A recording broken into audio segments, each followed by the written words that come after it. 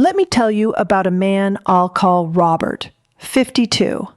Nobody would have called him an angry man, even-tempered, well-liked, professional in every situation. But the anger was finding him anyway. In traffic, in meetings over minor errors, in conversations with his wife about nothing important. One evening, he snapped at his 12-year-old daughter over a backpack left on the stairs, and he saw the look on her face. Not anger back, wariness.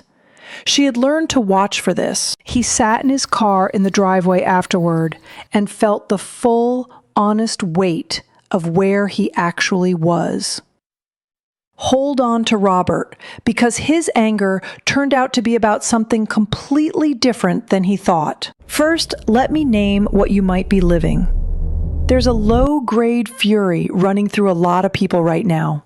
At systems, at institutions, at the other side, whoever the other side is for you. And it doesn't stay contained. It bleeds into the driving, the family dinners, the comment sections, the relationships, the flash of rage at the news, the road rage, the holiday table that ruptures over politics, the social media spiral you regret an hour later. And underneath all of it, that persistent sense of being perpetually wronged. I'm not going to tell you your anger is wrong. Some of what you're angry about might be genuinely worth being angry about. That's not the issue. The issue is what the anger is doing to you. And who's actually holding the wheel when it runs? Here's what's actually happening. Anger, when it runs unchecked, is a reactive state that owns you. In that state, you say the thing you meant not to say. You make the point in a way that destroys the relationship instead of winning the argument. You react when you meant to respond, and you know it the moment it happens. The anger isn't making you more effective. It's making you less. Now, here's what I learned from Robert. When he finally got quiet, sat in genuine stillness for the first time in his adult life, the anger resolved into something simpler and more honest: grief. He'd spent 20 years building a career he had never consciously chosen. Good at it, but it was never his. He wasn't angry at his daughter. He wasn't angry at traffic. He was grieving the life that was never lived by a self that was never consulted. That's what a lot of anger actually is, not the thing in front of you, a signal from a self that's been overgiving from an empty place for a very long time, expressing itself the only way it still can. Here's the reframe. The problem was never that you feel anger. The problem is that you have no return, no way to step out of the reactive state and respond from your own center instead. Anger with a return is power. You can name the injustice, hold the line, make the case, and do it from a clear place. Anger without a return just runs you. It makes you say and do the things that undercut the very thing you care about before the rage takes over, before the reaction fires, where you're present and clear and fully yourself. I call it first cause, the moment before. And returning to it on demand in the heat of the moment, that's the difference between anger that serves you and anger that owns you. This is a performance edge, not a demand that you stop caring. The most effective people in any fight are not the ones with no anger. They're the ones who can find their center in the middle of it. You can build that. Here's what it looks like.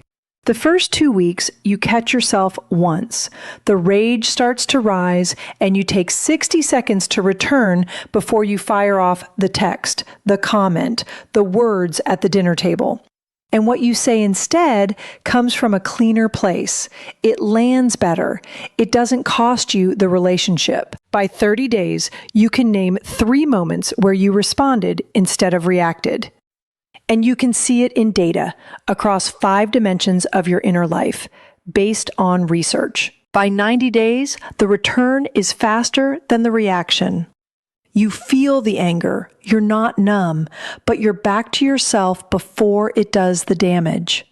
You become the person who can hold a hard position without torching the room.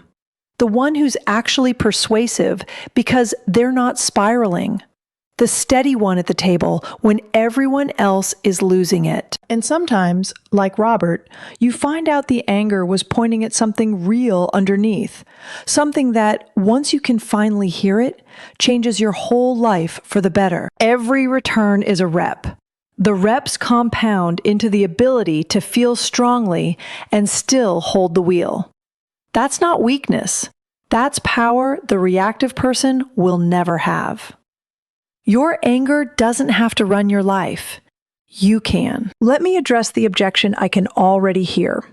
Some of you are thinking, but my anger is the fuel. If I calm down, I'll stop fighting for what matters. I'll go soft. I'll let things slide that shouldn't slide. I want to answer that directly because it's the most important misunderstanding here. Returning to your center is not going soft. It's the opposite. The reactive, enraged version of you is not your most powerful self. It's your most easily manipulated one. Anyone who can make you angry can make you act. They can bait you into the response that discredits you. Push the button that makes you torch your own credibility. Rage is a handle other people can grab. The person who returns to center first took the handle away. They still fight, they still name what's wrong, they still hold the line, but they choose the moment. They choose the words. They can't be baited, can't be provoked into self-sabotage. That's not less fierce. That's more dangerous to the thing you're actually up against. The steadiest person in the room is not the one who stopped caring. It's the one whose caring can't be turned against them. That's the version of you worth building. Not numb, not passive, unbaitable. Find out where you stand right now. Take the free assessment at consciousnesstrack.app/quiz.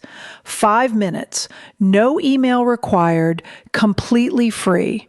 It maps exactly where you are across 5 dimensions of your inner life. I'm Candace. I'll see you in the next one.